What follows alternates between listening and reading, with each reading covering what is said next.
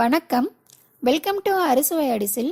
நம்ம இன்னைக்கு அறுசுவை அடிசில்ல சக்கரவள்ளி கிழங்கு பாயாசம் எப்படி செய்யறதுன்னு பார்க்க போறோங்க. இது செய்யறதுக்காக நான் இந்த சைஸு சக்கரவள்ளி கிழங்கு எடுத்து மேல் தோலை நீக்கி எடுத்துக்கிறேங்க. இப்போ இதை துருவி எடுத்துக்கலாம். இந்த மாதிரி பெரிய பல் இருக்கிற மாதிரி பார்த்து துருவி எடுத்துக்கோங்க.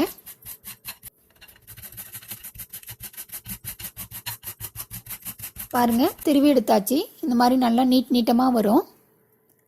இப்போது நம்ம பாயசம் வைக்க ரெடி பண்ணலாங்க. நான் ஒரு வாணலில் 2 டேபிள் ஸ்பூன் வெண்ணெய் எடுத்துக்கிறேங்க.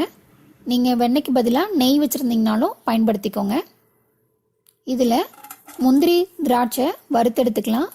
10-15 முந்திரி திராட்சை எடுத்துக்கோங்க. இது நல்லா வறுத்துக்கலாங்க. பாருங்கள், வறுத்ததுக்கப்புறம் நான் இதை வெளியில் எடுத்து வச்சுக்கிறேன். இப்போ அதே வாணலில் கொஞ்சம் நெய் இருக்கும். அது கூடயே இன்னும் கொஞ்சம் நெய் சேர்த்து நம்ம துருவி வச்சிருக்கிற சக்கரவள்ளி கிழங்கை இதில் சேர்த்து நல்லா வறுத்து விடலாங்க. நல்லா அந்த நெய்யில் நல்லா வாசம் வர அளவுக்கு நல்லா வறுத்து விடுங்க. ஒரு 5 நிமிஷத்துக்கு வறுத்துக்கோங்க. இந்த சமயத்தில் நான் 2 கப்பு பால் காய்ச்சி எடுத்து வச்சுருக்கேன். நான் அதையும் இதோட சேர்த்துக்கிறேங்க. பால் சேர்த்துனதுக்கப்புறம் நல்லா ஒரு தடவை கிளறி விடுங்க.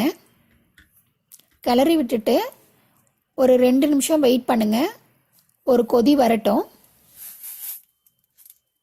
கொதி வந்ததுக்கப்புறம் ஒரு 5 நிமிஷம் நல்லா வேக வைங்க.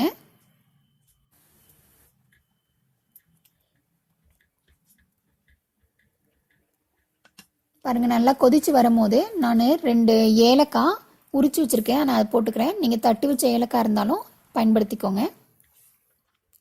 நல்லா வெந்து பாருங்கள், நம்ம போட்ட கிழங்கு வந்து நல்லா சாஃப்டாக வெந்துருச்சு. நம்ம இந்த சமயத்தில் நான் 2 டேபிள் ஸ்பூன் கண்டென்ஸ்டு மில்க்கு பயன்படுத்திக்கிறேங்க. இந்த பயன்படுத்துறதுனால நமக்கு கொஞ்சம் பாயாசம் க்ரீமியாக வரும். அதுக்காக தான் நான் இது பயன்படுத்துகிறேன்.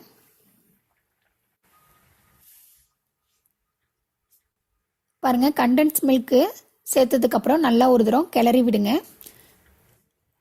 கிளறி விட்டு ஒரு கொதி வரும்போது நம்ம வறுத்து வச்சிருக்கிற முந்திரி திராட்சையும் இதோட சேர்த்திக்கலாங்க.